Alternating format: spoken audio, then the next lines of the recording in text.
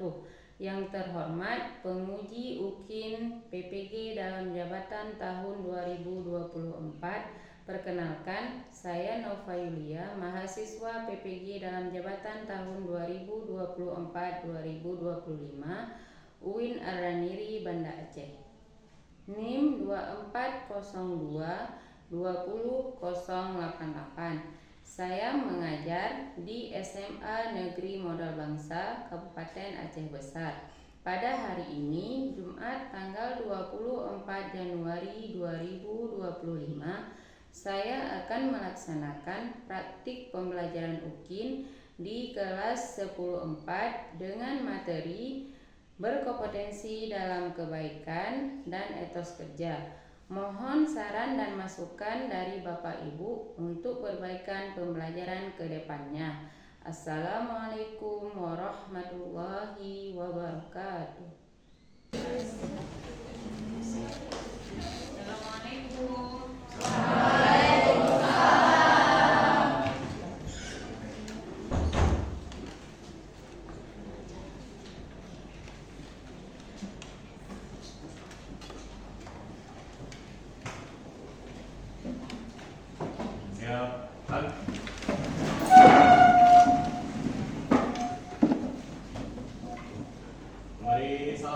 Assalamualaikum warahmatullahi wabarakatuh. Waalaikumsalam warahmatullahi wabarakatuh. Duduk lagi dan baca doa.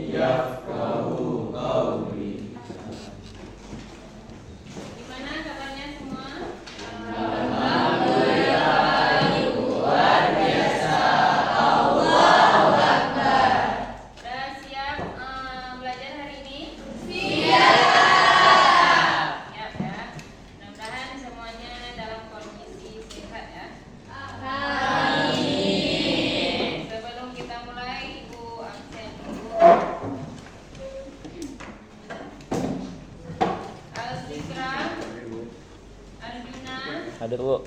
Atarian, Hanania,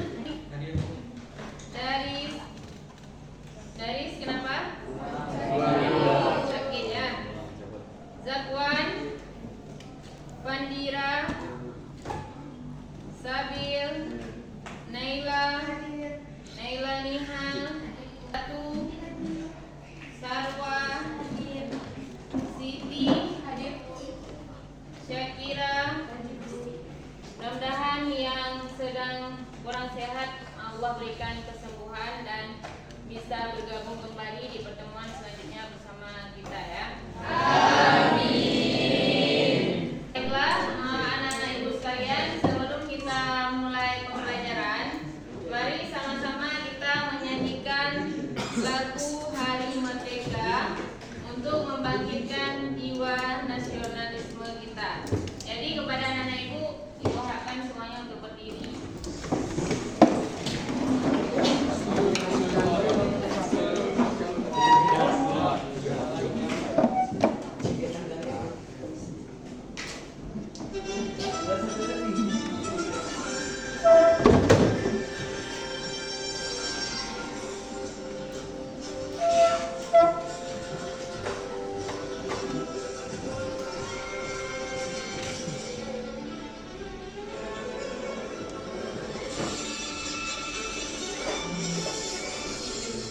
Agustus tahun 45, itulah hari kemerdekaan kita.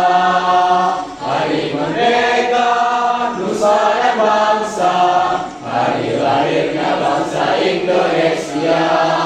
Merdeka, sekali merdeka tetap merdeka, selama rakyat masih dikandung badan. Kita tetap setia, tetap sedia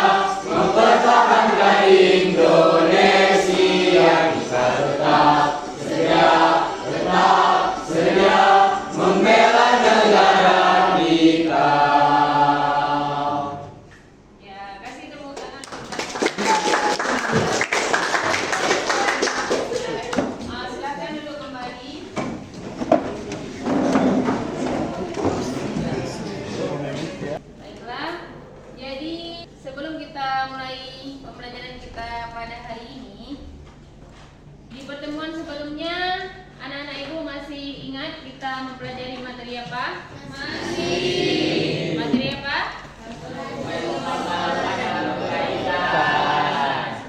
Ya. Di minggu yang sebelumnya kita sudah mempelajari tentang dalil berlomba-lomba dalam berbuat kebaikan dan etos kerja. Apa dalilnya?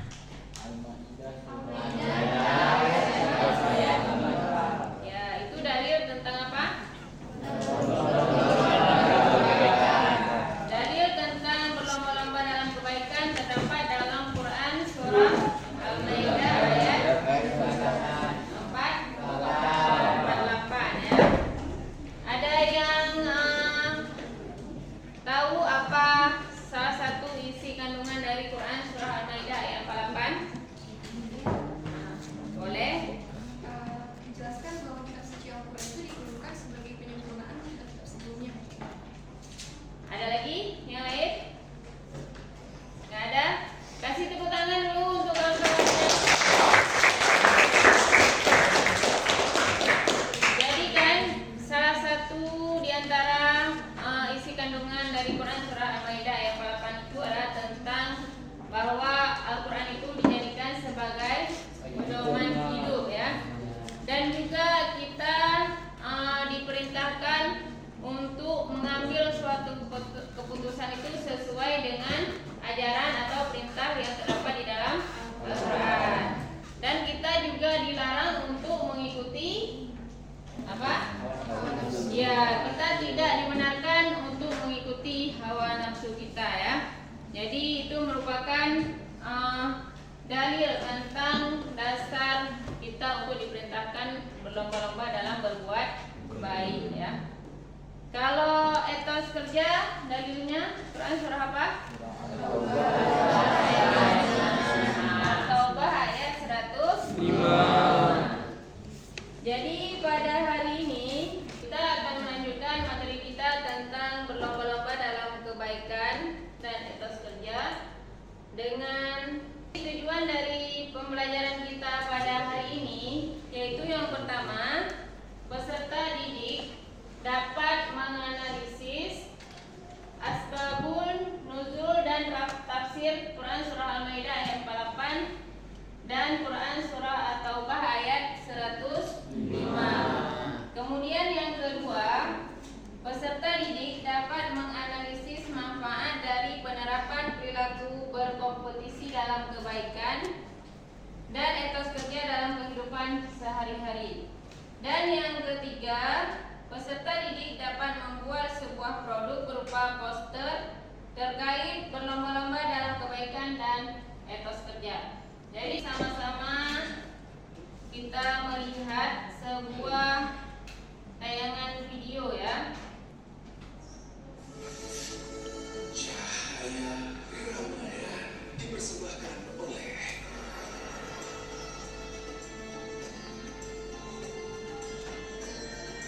dari kisah Abu Bakar As-Siddiq. Abu Bakar As-Siddiq adalah salah satu sahabat Nabi Muhammad SAW. Semasa hidupnya, ia setia menemani Nabi dalam berdakwah. Setelah Nabi wafat, ia menjadi khalifah pertama yang menggantikannya. Dalam perjuangan dakwahnya, ia juga tak segan memberikan semua hartanya untuk kepentingan di jalan Allah. Abu Bakar As-Siddiq adalah orang yang terdepan dalam hal berlomba-lomba melakukan kebaikan. Suatu pagi, Umar pada sebuah gubuk kecil. Umar pun semakin penasaran dengan apa yang akan dilakukan oleh sahabatnya tersebut. Setelah beberapa saat, Abu Bakar pergi meninggalkan gubuk tersebut. Perlu diketahui bahwasanya Umar mengetahui segala kebaikan yang dilakukan oleh Abu Bakar kecuali apa yang dilakukan di dalam gubuk kecil tersebut. Seiring berjalannya waktu, Umar pun semakin penasaran dengan apa yang dilakukan sahabatnya di dalam gubuk tersebut. Suatu ketika, ia kembali mengikuti Abu Bakar pergi ke pinggiran kota Madinah.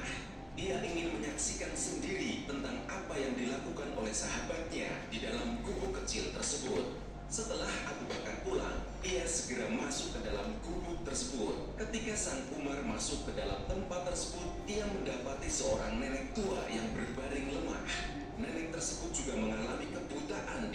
diantaranya.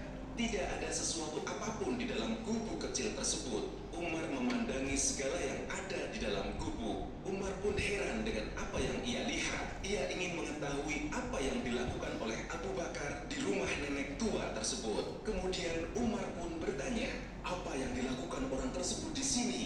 Nenek pun menjawab, demi Allah, setiap pagi dia datang, membersihkan rumahku dan menyapunya. Kemudian ia menyiapkan makanan untukku. Lalu ia pergi tanpa berbicara apapun denganku.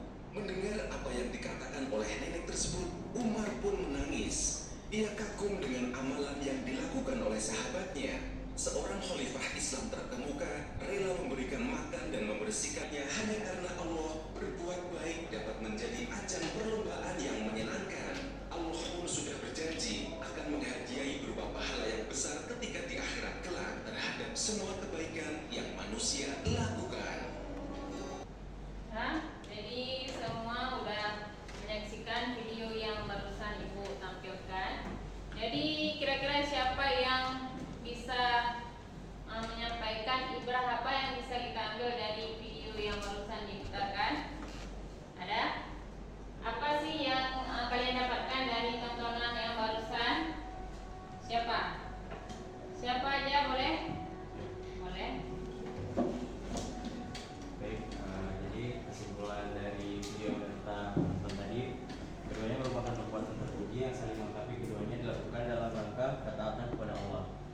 Yang pertama, berlomba-lomba dalam kebaikan dapat mendatangkan sikap istiqomah dan menumbuhkan akhlak mulia. Yang kedua, berlomba-lomba dalam kebaikan dapat menambah pahala dan mempererat timbangan di akhirat. Ya. Nggak ada yang lain? Nah, jadi di video tadi kan kita melihat kebiasaan seseorang melakukan kebaikan tanpa memperlihatkan kepada orang lain. Ada nggak di sini yang pernah melakukan hal seperti yang dilakukan oleh Abu Bakar? Ada? Ada? Ada ya. Tapi nggak usah dibilang, nanti kalau udah kita sebutkan berarti udah nggak tersembunyi lagi kan? Nah, jadi inilah kebaikan yang dianjurkan ya.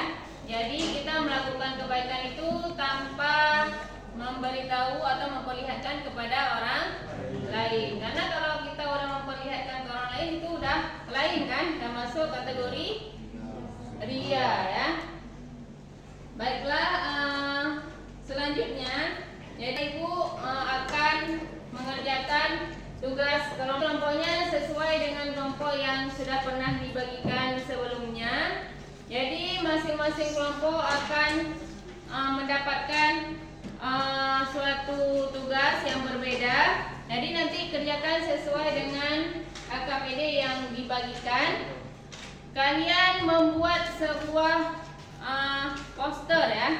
Jadi kalian membuat sebuah poster yang di situ nanti ada yang mendapatkan tugas membuat tentang ajakan berbuat kebaikan. Kemudian ada juga yang membuat poster tentang larangan melakukan perbuatan yang buruk, dan juga ada yang mendapatkan tugas membuat poster tentang yang berkaitan dengan etos kerja atau kerja keras. Sampai sini bisa dipahami? Bisa ya? Jadi yang akan dinilai dari kerja kelompok ini yang pertama kekompakannya, kemudian nanti setiap kelompok akan mempresentasikan di depan kelas. Jadi akan dinilai hasil presentasinya dan hasil tugas kelompoknya sesuai atau tidak dengan tugas masing-masing.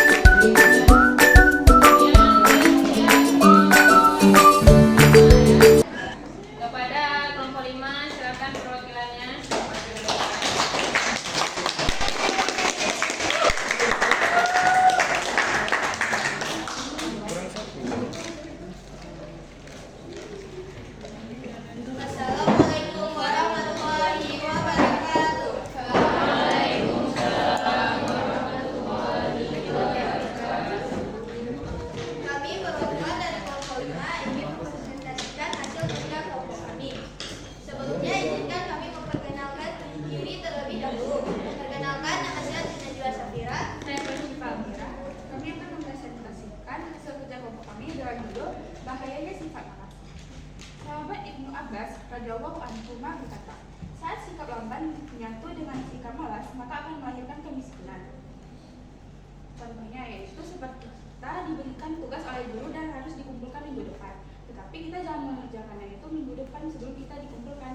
Kita harus mengerjakannya ketika kita memiliki waktu kosong, agar waktu kosong itu menjadi hal yang produktif.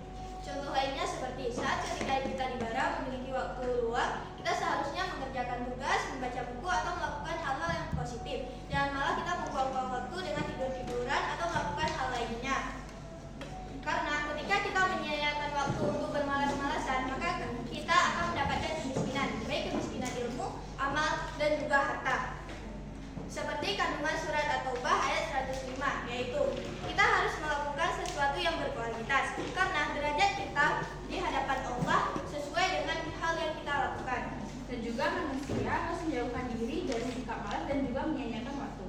Sekian dari kami, mohon maaf jika ada kekurangan. Apakah ada yang ingin bertanya? Sifat malas bisa bermanfaat. Apakah ada yang ingin bertanya lagi? Nah, silakan dijawab.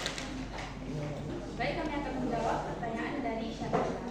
Jawabannya yaitu bisa jadi karena sifat malas itu termasuk sifat syaitan, yaitu contohnya seperti malas sholat. Gimana bisa dipahami? Jadi karena malas, jadi dia ibadah pun jadi terlupakan, kan itu kemaksiatan ya. Jadi keasikan tidur akhirnya waktu sholatnya udah lewat ya. Sekian presentasi dari kelompok kami. Mohon maaf bila ada kesalahan. Assalamualaikum warahmatullahi wabarakatuh.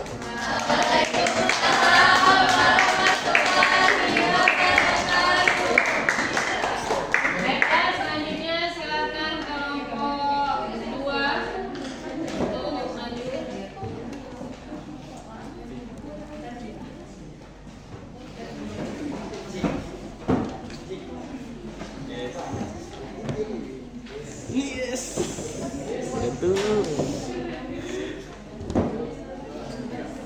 Assalamualaikum warahmatullahi wabarakatuh.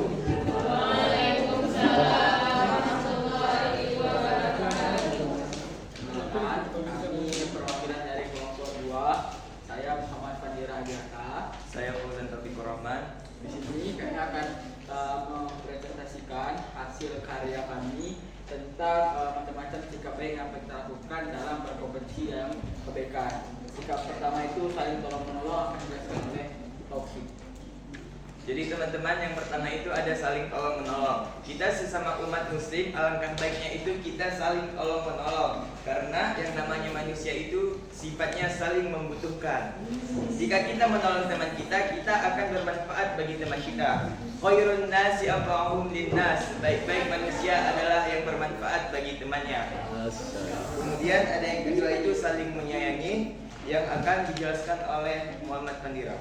Nah, jadi hubungannya apa saling menyayangi ini sama berkompetisi dalam kebaikan. Jadi ketika kita berkompetisi dalam kebaikan, artinya kita bukan menjatuhkan teman kita yang berkompetisi dalam kebaikan, namun kita tuh saling merangkul, saling menyayangi agar kita memang bersama menjadi orang yang lebih baik ke depannya. Itu saja yang dapat kami sampaikan dari teman-teman. Mungkin ada yang ingin bertanya tentang poster kami. Ada? Teman, terima kasih atas kesempatan dan mohon maaf atas segala kesalahan. Di akhir kami ucapkan wassalamualaikum warahmatullahi wabarakatuh. Waalaikumsalam warahmatullahi wabarakatuh. Masih ada pertanyaan? Yang harus kita ketahui, yang pertama kita kan di dalam agama Islam itu memang diperintahkan untuk berlomba-lomba dalam berbuat kebaikan ya, sesuai dengan firman Allah dalam Quran surah Al-Maidah ayat 48. Jadi Allah memerintahkan kita itu untuk dalam kebaikan itu kita harus saling berlomba-lomba, jangan bermalas-malasan ya. Jadi dari hal-hal kecil harus kita biasakan. Misalnya ketika berjumpa dengan kawan, guru ataupun siapapun, membiasakan dengan memberi salam. Jadi ketika kita misalnya ada suatu peluang untuk melakukan kebaikan, langsung kita kerjakan. Jangan memberikan kesempatan orang lain untuk mengambil kebaikan tersebut. Jadi dalam melakukan kebaikan jangan pernah menunda-nundanya ya. Dikerjakan. Apabila misalnya contoh di kelas ya, ada satu orang kawan kalian yang tidak memiliki pulpen. Jadi kalau kita memiliki kelebihan, langsung kita bantu. Karena kebaikan yang sekecil apapun itu, kita nggak tahu yang mana yang bisa menolong kita kelak di hari akhirat ya. Jadi ketika kita nggak langsung cepat membantu, akan ada kawan lain kan yang akan membantu. Makanya jangan melihat jangan memilih-milih dalam melakukan kebaikan. Jangan memilih, oh ini kebaikannya kecil, saya pilih yang besar. Karena kita nggak tahu ya, nanti di hari akhirat itu kebaikan yang mana yang akan menolong kita ya. Kemudian di dalam agama Islam, Allah juga melarang kita merendahkan diri sendiri. Ya, tidak boleh merendahkan diri. Yaitu salah satu contoh dari merendahkan diri itu apa? Meminta-minta kan? Karena tangan di atas itu lebih baik daripada tangan di bawah. Makanya kita tidak boleh meminta-minta. Kita dianjurkan untuk berusaha dan bekerja keras ya. Jadi kita apapun yang kita mau itu harus kita usahakan. Jangan cuma berharap. Dan di dalam Quran surah Ar-Ra'd ayat 11, di situ juga dijelaskan bahwa Allah tidak akan pernah menolong suatu kaum kalau kaum tersebut tidak mau menolong dirinya sendiri. Di situ artinya kita harus berusaha. Kita berusaha dulu untuk menggapai apa yang kita mau, baru Allah akan membantu kita kan. Jadi setelah kita usaha, kita baru berdoa. Jangan cuma berdoa saja kan.